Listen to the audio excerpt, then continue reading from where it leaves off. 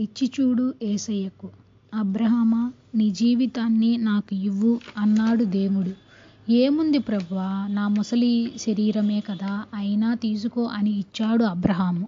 మోషే, మోషే, నీ జీవితం నాకు కావాలి అన్నాడు ప్రభు. ఏముంది ప్రభువా, నత్తి నాలుక కలిగిన జీవితం తప్ప, అయినా ఇదిగో అని ఇచ్చాడు మోషే.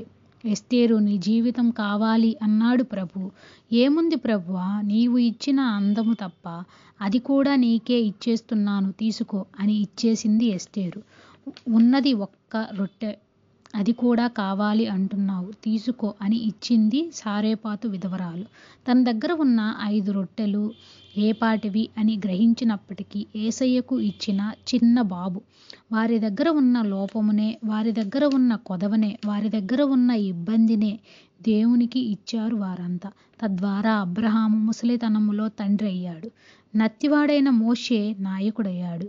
పేద అమ్మాయి అయిన ఎస్తేరు రాణి అయ్యింది. సారేపాతు విధవరాలు దేవునిచే పోషింపబడింది. చిన్న బాబు యేసయ్యతో కలిసి అనేకులు ఆకలిని తీర్చాడు. కానీ వారిలాంటి పరిస్థితిలోనే ఉన్న మనం దేవునికి ఇస్తున్నామా? తీరని రోగము, తీరని కష్టము, స్థిరపడని జీవితం. ఎప్పుడూ మనలో ఉన్న లోపాలని చూసుకుంటూ, మనల్ని మనం ద్వేషించుకుంటూ, మన జీవితం ఇంతే అనుకుంటూ ఎంతకాలం జీవిద్దాం?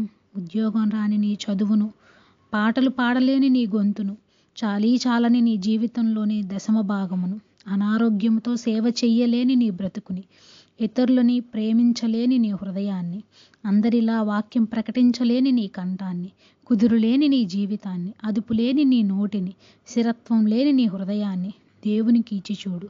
దేవునికి అబ్రహాము ఇస్తేనే కదా విశ్వాసులకు తండ్రి అయ్యాడు. మోషే ఇస్తేనే కదా దేవుని ఇల్లంతటిలో నమ్మకస్తుడయ్యాడు.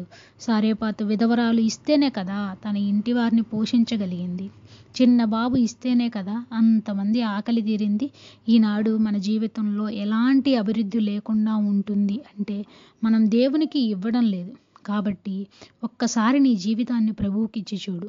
ఒక్కసారి నీ మనసుని దేవునికి ఇచ్చి చూడు. ఒక్కసారి నీ లోపాన్ని నీ సృష్టికర్తకు ఇచ్చి చూడు.